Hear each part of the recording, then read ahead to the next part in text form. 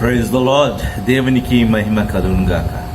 Vision QT fellowship YouTube channel వీక్షకులందరికీ యేసుక్రీస్తు నామములో వందనాలు తెలియజేస్తున్నాను. మిమ్మల్ని అందరినీ ఈ విధంగా కలుసుకోవడం చాలా సంతోషంగా ఉంది. ప్రియమైన వాళ్ళారా, బాగున్నారు కదా?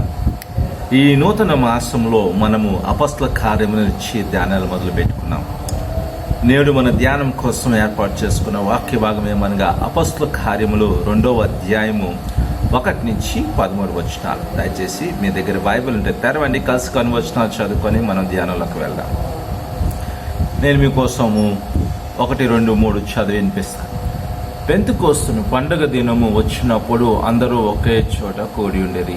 అప్పుడు వేగంగా వీచు బలమైన గాలి వంటి ఒక ధ్వని ఆకాశము నుండి అకస్మాత్తుగా వారు కూర్చుని ఉన్న ఇల్లంతయు నిండెను. మరియు అగ్ని జ్వాలల వంటి నాలుకలు వ్యాపింపబడి నట్టుగా వారికి కనబడి వారిలో ఒక్కొక్కరి మీద రాలుగా అందరూ పరిశుద్ధాత్మతో నిండిన వారై ఆత్మ వారికి వాక్శక్తిని అనుగ్రహించినది అన్య భాషలతో మాట్లాడసాగరి. చదివిన వాక్యమును దేవుడు దీవించును గాక. చదివిన వాక్యమును బట్టి మనం ఏర్పాటు చేసుకున్న అంశం ఏమనగా పరిశుద్ధాత్మతో నింపబడుట, in the fullness of the holy spirit అనే అంశాన్ని మనం ఏర్పాటు చేసుకున్నాం. ఈ వాక్య భాగము బాగా చదివిన తర్వాత సారాంశాన్ని మనం గమనించినట్లయితే, పెంతెకోస్తు దినమున యేసు ప్రభువారు ఆ పరలోకానికి ఆరోహమైన 7 రోజుల తర్వాత చివరికి పరిశుద్ధాత్మ శిష్యులపై దిగివచ్చాడు కాదండి. ఈ విషయాన్ని మనం ఆలోచించాలి. అపొస్తల కార్యాలలో మనం చూస్తే ఈ విషయాన్ని గమనించగలం. వారు పరిశుద్ధాత్మతో నింపబడ్డారు మరియు వివిధ భాషల్లో వారు మాట్లాడడం ప్రారంభించారు. ఇది చాలా మంది భక్తులైన యూదులు దృష్టిని ఆకర్షించింది. వారు దేవుని గొప్ప కార్యాల గురించి మాట్లాడడం విని చాలా ఆశ్చర్యపోయారు.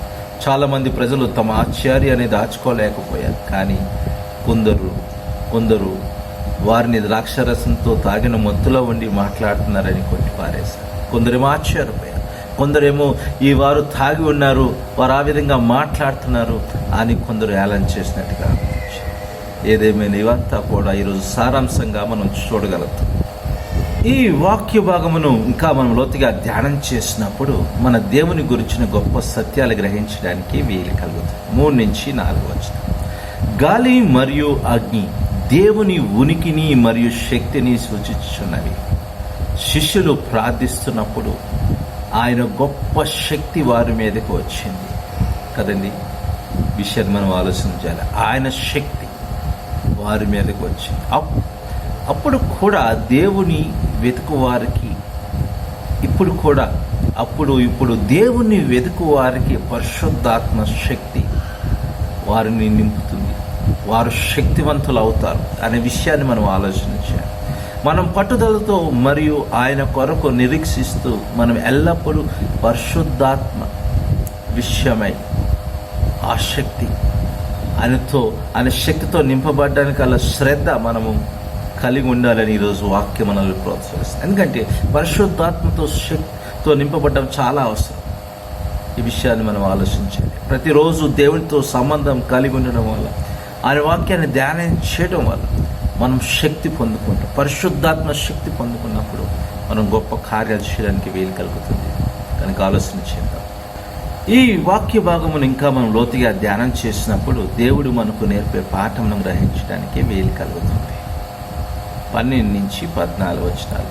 యేసు ప్రభువారు శిష్యుల్లో వచ్చిన మార్పును చూసిన ప్రజలు ఏం జరుగుతుందో అని ఆశ్చర్యపోయారు. ఎందుకంటే వారు అన్ని భాషలు మాట్లాడుతున్నారు. వారు దేవుని శక్తితో నింపబడ్డారు కనుక వారు చాలా బలంగా దేవుని వాక్యాన్ని ప్రకటిస్తారు.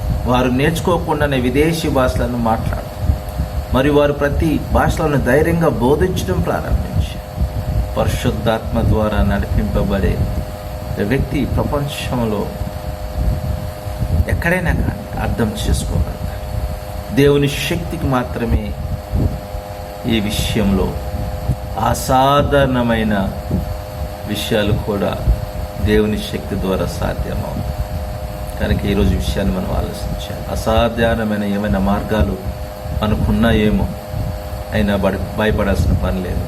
దేవుని శక్తి చేత మనం నింపబడ్డప్పుడు దేవుడు వాటిని కూడా మనకి సులభతరం చేస్తాడనే విషయాన్ని ఈరోజు దేవుని వాక్యం మనతో మాట్లాడు. ఆలోచన చేద్దాం, ప్రార్థన చేసుకుందాం. ప్రభు, మీ నామానికి ఎంత వందనాలు. నీ వాక్యమును బట్టి, నీ యొక్క సత్యమును బట్టి వందనాలయ్యా. మీరే మాతో మాట్లాడారు. నీ శక్తితో నింపబడే తండ్రి బలము శక్తి దాయిచ్చే, ఆ యొక్క ఆశ దాయిచ్చే. ప్రతిరోజు నేను నీ శక్తితో నింపబడే శక్తి దాయిచ్చా. అందరినీ మీ చేతికి చెప్పుకుంటే యేసుక్రీస్తు నామములో ప్రార్థన చేసి పెట్టుకుంటున్నాం తండ్రి, ఆమేన్. ప్రియమైన వాళ్ళు, ఇప్పటి వరకు దేవుని వాక్యమును ఓపికగా విన్నారు. దాన్ని బట్టి మీ అందరికీ వందనాలు. మీ అనుభవాలను మాతో పంచుకోవాలని ఆశపడుతున్నట్టయితే మమ్మల్ని సంప్రదించి దేవుని కృప మీకు ఎల్లప్పుడూ తోడైనను గాక. ఆమేన్.